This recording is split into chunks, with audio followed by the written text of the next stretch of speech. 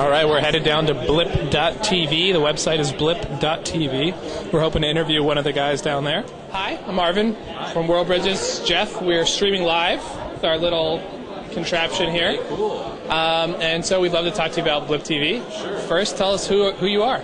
I'm Jared. I'm one of the co-founders. All right. Chief engineer, whatever you want to call me. All right. Does that mean you do all the hard programming? Programming and system admin, network admin, that kind of stuff. Great. Okay, so for people who don't know what Blip TV is, what can they do with it? If you have a video podcast or an audio podcast, you can upload it to us. We do all the hosting. We also let you syndicate it to your blog or your website. We don't put any branding on it at all. It's all about like your show, your podcast, your brand. And we also have an ad network. So if you opt into the ad network, we'll put a post-roll ad on the end of your video. And we do a 50-50 revenue split with you. And that's basically it. We try to keep it really simple, really easy to use, and we're all about the content creator. Okay. And so you can choose not to put ads or to put ads? How does that work? That's correct. It's opt-in only. Okay. And if you don't choose to put ads, do you pay then for the hosting? How does it work? It's a free service. We're going to be launching a premium account feature soon. But, I mean, everything that you're doing today on Blip for free, we'll never charge you for. So like we do Flash transcoding, if you upload in QuickTime or Windows Media, we make that format available immediately, and then we start to transcode it to Flash almost immediately after you upload. So is there a real chance for video podcasters to make money out there? What are you guys seeing? I think there is. We're starting to see it happen, not just through our ad network, but also through sponsorships. So if we find that a show is getting a lot of views, or even if they come to us and say, we just came to Blip, and we really want to do something beyond the ad network, we try to sell sponsorships for them, a brand that would match up well to their show. So we do a lot of, we're mainly working with educators, so we have a lot of shows on education, teachers, student podcasts. Any educators doing some video work with you guys right now? There are quite a lot, actually. One of the most recent ones that I've run across are actually people doing sign language, which translates very well on video. People, university professors like recording their classes and putting those online. It pretty much runs the gamut. So we've been talking about, accessibility, like podcasts are all audio.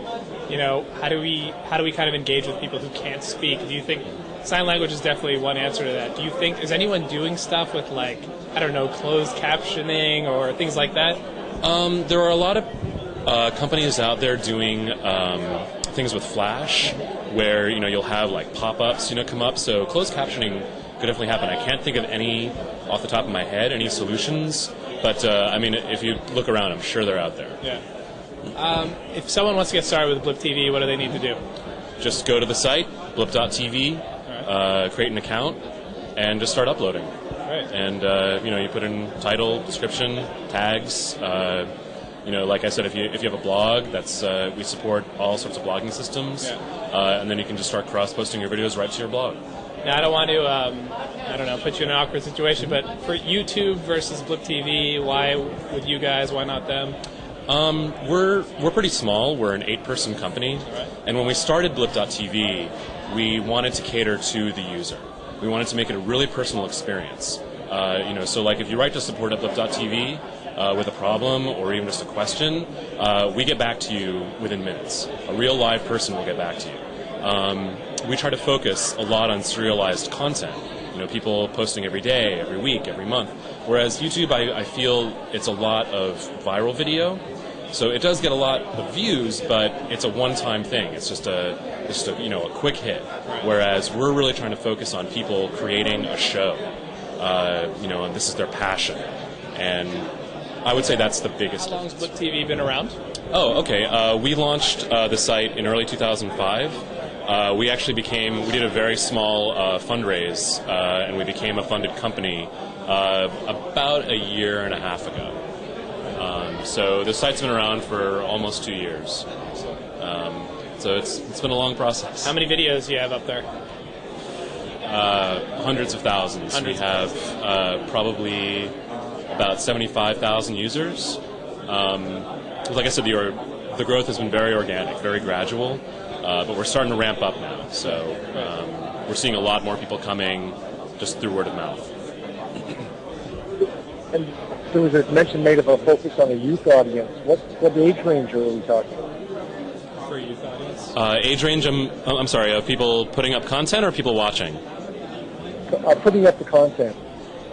It pretty much runs the gamut. It's like one of our earliest users was actually a grandmother named Beverly, and she posts videos of herself, cooking or playing with her dogs, and then we have kids who are over 13, posting shows about video games and like I think one of them actually does a cooking show if I'm remembering correctly. William Hung, I think his name is. But yeah, it pretty much runs the gamut in terms of age range.